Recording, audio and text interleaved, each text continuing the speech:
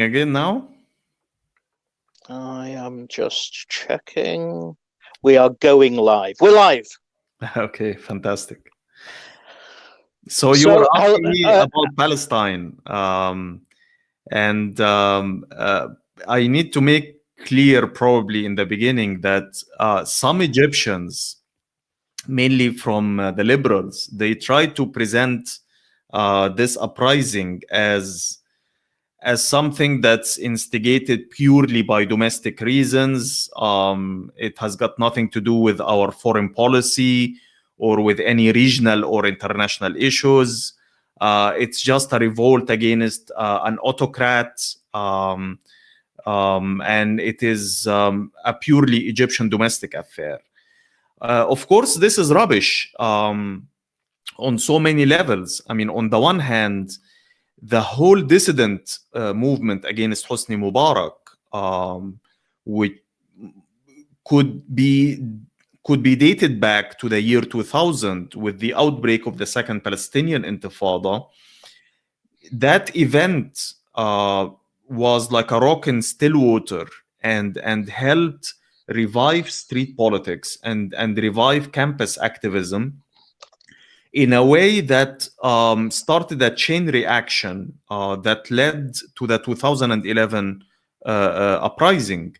Number two is that many of the revolution organizers, their roots, they all go back to the Palestine Solidarity Campaign in Egypt.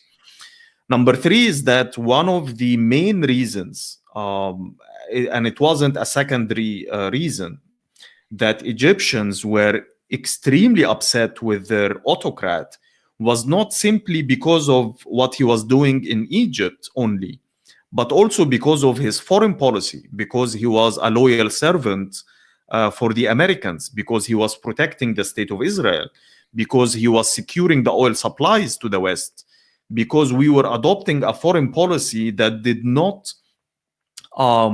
endorse Palestinian rights and support the resistance. And if you look at the 18 days, you will find that Tahrir was full of slogans that accused Hosni Mubarak and Omar Suleiman, his spy chief, of being agents of Israel, of being agents of Zionism, of being agents of imperialism. There were banners that were calling for cutting the gas supplies to Israel. There were Palestinian flags, obviously, in Tahrir Square. And there were several protests later, after the 18 days, in Tahrir, in solidarity with the Palestinian resistance. And I think at least on two occasions, not just one, the Israeli embassy itself was stormed by the Egyptian revolutionaries who were against having any sort of diplomatic or economic ties with the Zionist state. So Palestine was central, and hence you can also understand the vengeance or the brutal and aggressive attitude of Sisi towards Palestinians. It's not just because of the simplistic reason that Sisi regards Hamas as Ikhwan, as the Muslim Brotherhood of Egypt. It's not as simple as that. It's mainly because when you get a counter-revolution, the counter-revolution attacks all the gains of the revolution, but also attacks all what the revolution stood for. So the revolution stood for Palestine. The revolution stood in solidarity with the Palestinians. Hence, Gaza and Palestine in general for Sisi is a nightmare. It's a radicalizing factor. It's a factor that emboldens Egyptians to revolt. So that's like in regards to Palestine.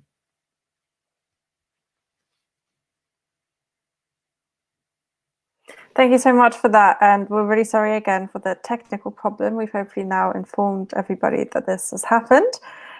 We don't want to keep you too long because obviously you're talking just you, but there was something that I think we haven't really talked about so much yet, but I think it's really interesting and will hopefully also lead us towards kind of talking about what's going on now and a slight comparison with the the uprisings of the last kind of year and a bit, or 2 years now, I guess, is that I wanted to hear your perspective. This is, of course, you're a journalist yourself, what your perspective on the use of the media and social media was at the time. And because, it's been, the Arab Spring or the Arab revolutions from 10 years ago were described as, the Facebook revolution in some ways. And I just thought maybe you could tell us a bit more about how that was used to organize. And then if you have any insight about how that kind of developed in the last 10 years, especially with the other uprisings that have been happening around the region. On the eve of the revolution in 2011, it was a minority of Egyptians who had cyber access or access to social media. But at the same time, the Egyptian blogosphere in general has been creating so much buzz starting from 2005. And bloggers, as well as what became to be known as Facebook activists or social media activists, were part of the dissident movement in the run-up to the revolution. But it's important to understand the dynamics that governed the strength of the Egyptian blogs and the Egyptian social media in general, so as to not to exaggerate or to dismiss their power and their role in the revolt later. The power of the Egyptian blogosphere and social media users stemmed from the fact that there was an unofficial marriage between old media and new media. Our blogs were not followed by millions of Egyptians. Our Facebook pages and Facebook accounts and Twitter accounts were not followed by millions of Egyptians or outside even Egypt directly. But there were a great number of journalists, whether it's from the private media, the newspapers that were owned by businessmen in Egypt, and who enjoyed relatively, prior to the revolution, a bigger or a higher ceiling in terms of the freedom of press vis-a-vis the state-run media. It was the satellite television channels like Al Jazeera and others who were closely following our blogs and our Facebook pages, and they were reporting on them to their audience. So whatever I write on my Twitter account, which on the eve of the uprising was only followed by a few hundred users, no more than 1,000, would reach actually millions of viewers in Egypt and outside if Al Jazeera decides to report on one of my tweets, for example. So I'm not trying to dismiss the importance of the blogosphere and the online media or the alternative media in Egypt in the run-up to the revolution. Because, for example, I mean, they took a much more braver stand vis-a-vis police brutality. They themselves were the subject of torture and crackdowns from the security services. They helped to raise the issue of sexual harassment and women's oppression, as well as causes related to the queer community in Egypt and other issues that were big taboo. So they helped to push those taboos and to push the ceiling even higher.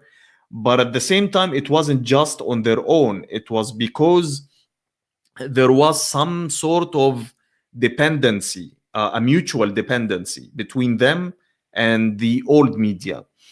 Now, these dynamics, they still exist. I mean, obviously, every single satellite channel, I mean, they follow now Twitter and they follow Facebook and they follow some of the main activist websites, and they continue to report on them to millions of spectators beyond the tiny circles of the activist community.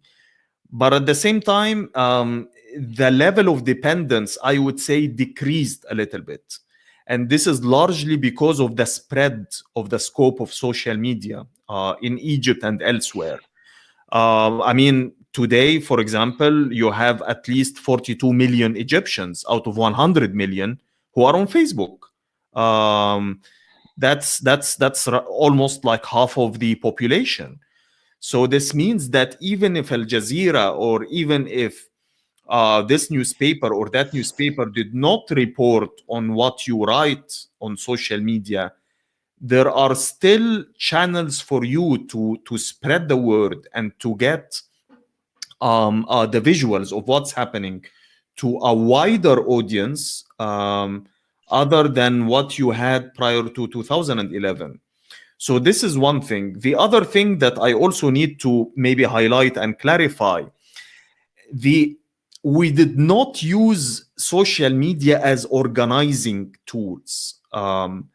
Most of the events, the important events at least, that happened throughout the revolution and prior to the revolution, included us, even as social media activists, if you want to call us that, or call us bloggers, or call us whatever.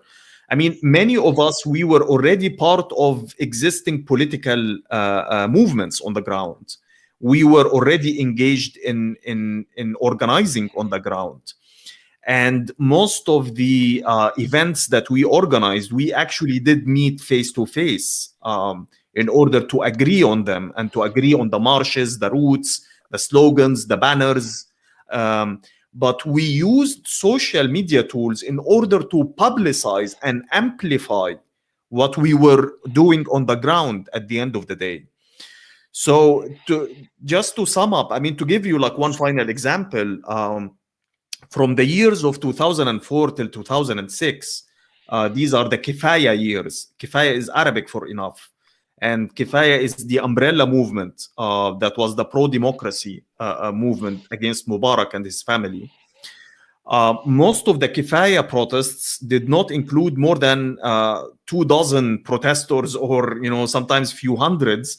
And if you're lucky, you can get a couple of thousands. But at the same time, we made sure that the visuals that we snap and we take in these small protests are disseminated to Al Jazeera and to the other social and to the other satellite channels, as well as on our blogs and our social media tools, so that millions outside us would see the actions of this small minority of Egyptians and embolden them to follow suit. And that's how we created the domino effect at the end of the day. Yeah, speaking of social media, we have had our own technical problems this evening, which have been solved now.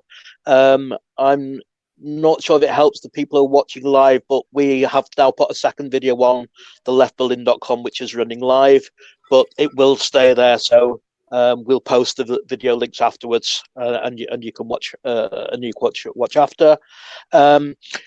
Just to bring more up to date, next question, Hossam, is really what was the impact of 2011? We've had more recently uprisings in Tunisia, in Sudan, in Lebanon. Is there a continuum between what you did then and what's been happening in the last couple of years? Yes, I do believe that there is an organic link between these two waves. One, this is a law of history. This is not something new. When a revolution happens in X country, this does not mean that the surrounding region is usually like an oasis of calmness and stability, and everything is going fine, and it's only this one country that has the uprising. Usually when an uprising takes place in a country, this means the whole region is already unstable, and there are different movements, social movements, and different forms of dissent on varying levels in the rest of the region. So, for example, if you look at the previous Arab Spring, which very few people talk about, is in the late 70s, 1970s. Egypt had the 1977 bread uprising, and this was around the same time that, you know, the following year, in 1978, Tunisia had an uprising led by the Federation of Trade Unions over there. There was the Iranian Revolution happening also at the time. There were mass protests happening in different Arab countries.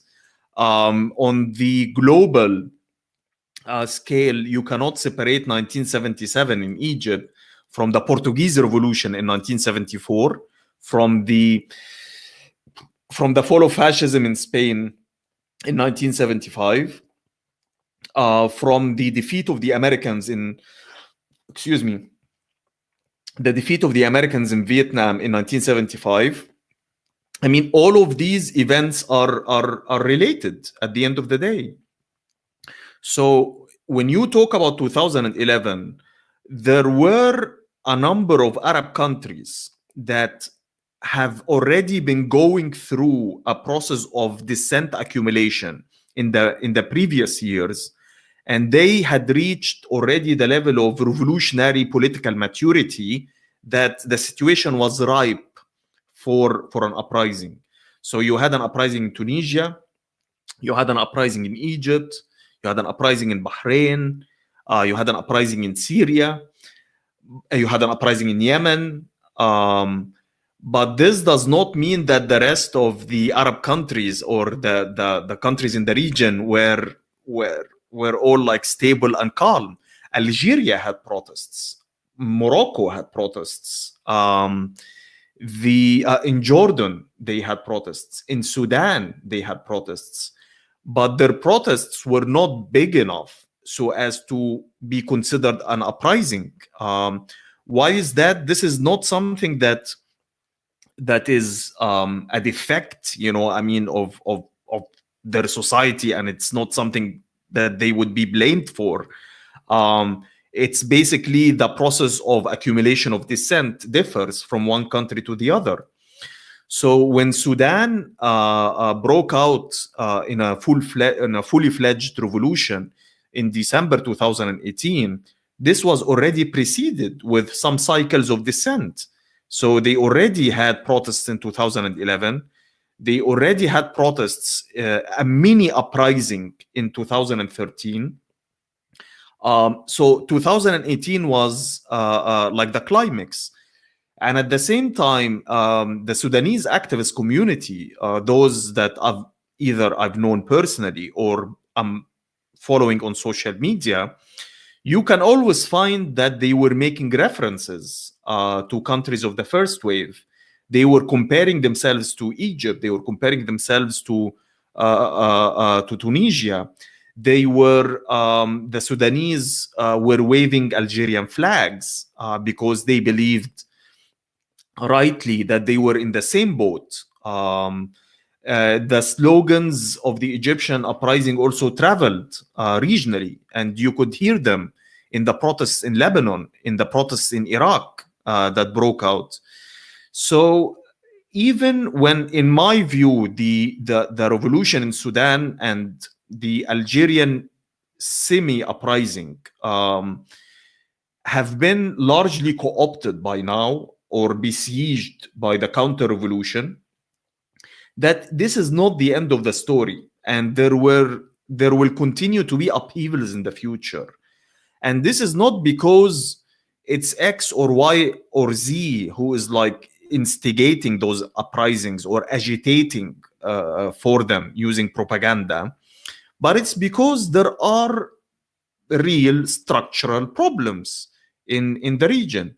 These structural problems could be reduced, you know, in a very simplistic way to two problems, you know, political repression and police brutality, and the lack of economic justice, or like the issue of social justice.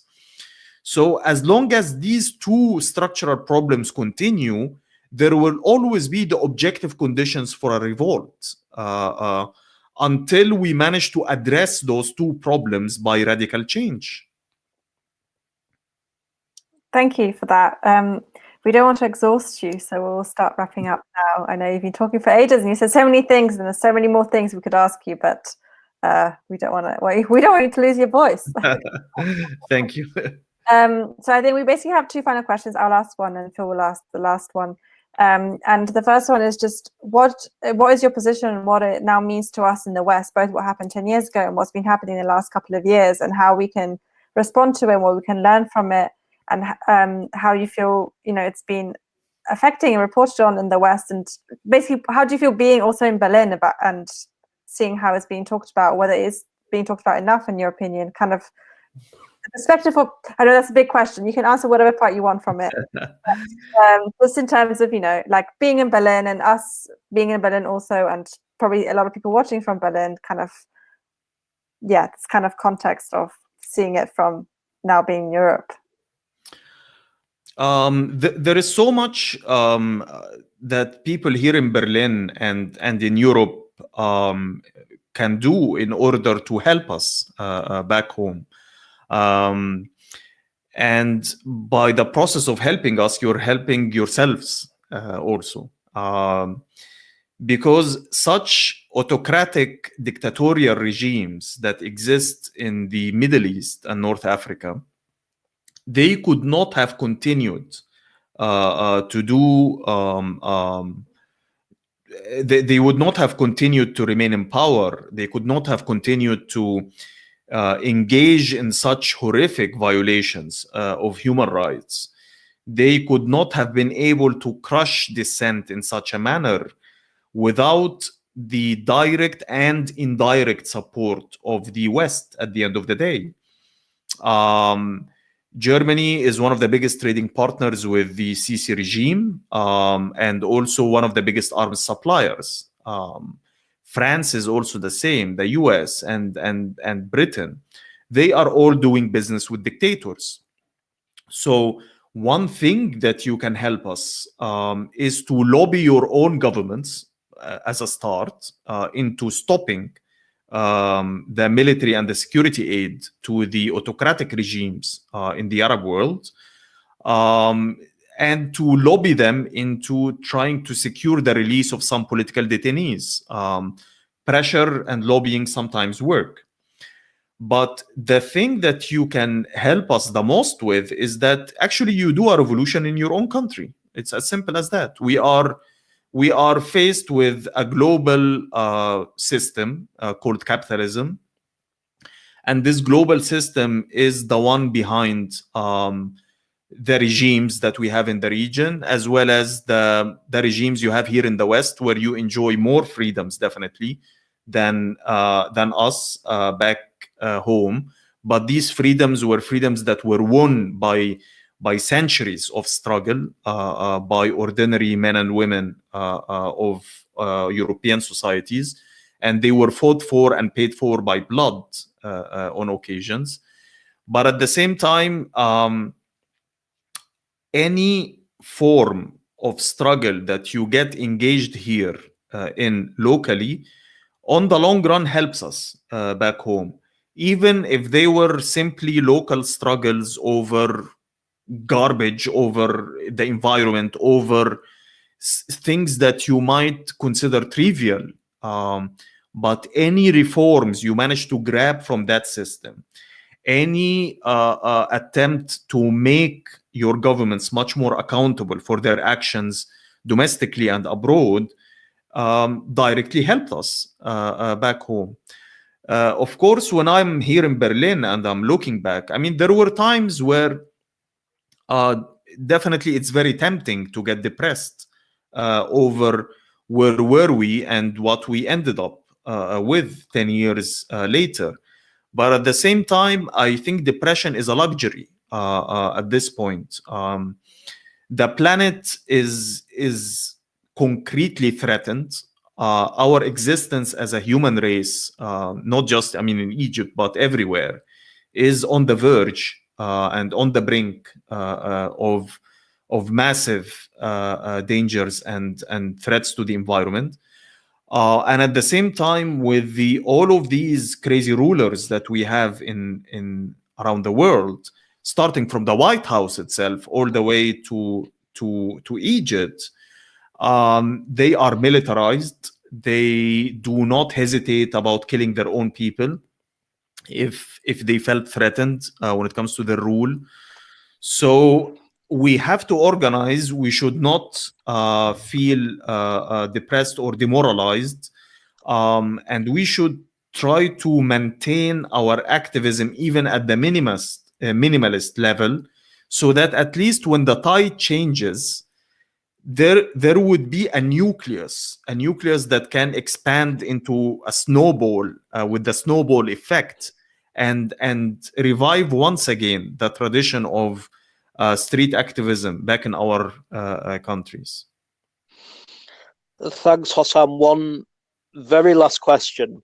After Hossam's speech, we've got a couple of announcements, so stay around. But it was 10 years ago. It was 1,000 miles ago. And sometimes people look at Syria today or look at Egypt today and say the Arab Spring, the uprisings failed. Was it worth it? Yes, of course it was worth it. I mean, the reason why we are in a bleak situation today is not because of the uprisings. It's not because of the revolutions. It's because of the counter-revolutions. Those revolutions which broke out were inevitable. The situation could not have continued with the same way as they were. And when revolutions get defeated, the outcome is usually taking society back to square zero, as I was saying earlier. Those revolutions were worth it because they showed us that another world is possible. These revolutions were worth it because we have learned lessons from those revolutions. And next time an uprising happens, hopefully we will be able to avoid those mistakes and create an alternative, a different society that we deserve. We deserve to live as human beings in dignity, freely. We should not be worried about police torture. We should not be worried about starving children while we have the economic abundance to feed everyone. We should not feel worried about pandemics or health situations while we have reached a level of technology that can take care of the entire planet and all of its inhabitants. But the problem is that we live under a system that is geared by profit and which is controlled by a bunch of greedy, selfish billionaires. We need to change that, not just in Egypt, but across the planet.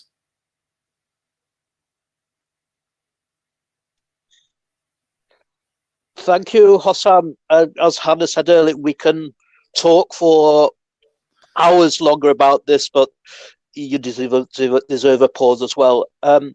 Sorry to everyone for the technical problems halfway through. We hope it will be all available to watch.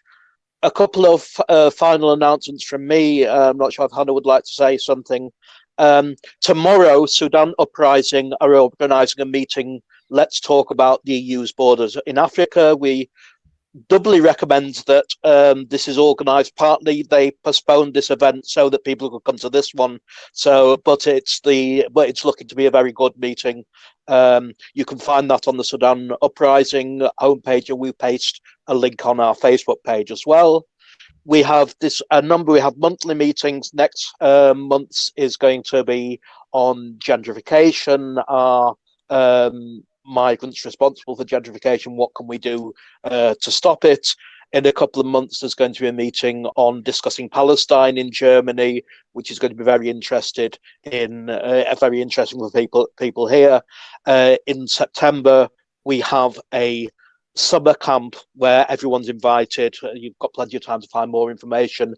To find more about who we are and what we do, you can either look at the website, theleftberlin.com, or you can, on this page, look at the Ask a Question button, bottom right, and sends a question over there. Maybe, Hannah, you want to say something about the action on Saturday, organised by Polish socialists and feminists? Yes, just quickly also about the Left Berlin or Die Linke International is that we are also on Twitter and Instagram and Facebook, and you should follow us on there. You probably are on somewhere if you're already watching this, but if not, then do, and then we keep people informed about what's going on in Berlin and also around wherever around the world. And yes, just a quick plug for an action on Saturday, which is a Polish collective called Constellation Liberation or Co-Liberation is doing a solidarity action with the recent effective abortion ban in Poland, and will be collecting either donations in the form of either the morning after pill or money towards buying morning after pills, which will then transport to Poland. And this is happening in Hermannplatz this Saturday, 13th of February at 12:30 p.m. So just after midday, I mean. So please do come along and support that. And I just also wanted to say a huge thank you to Hossam for his insights and his input and for his patience with our technical issues. But it was really great to have you here tonight and give us such a very thorough, very thought-provoking talk, basically, because you're by yourself. So thank you so much. And also I hope you can take a bit of a rest from talking now. Thank you.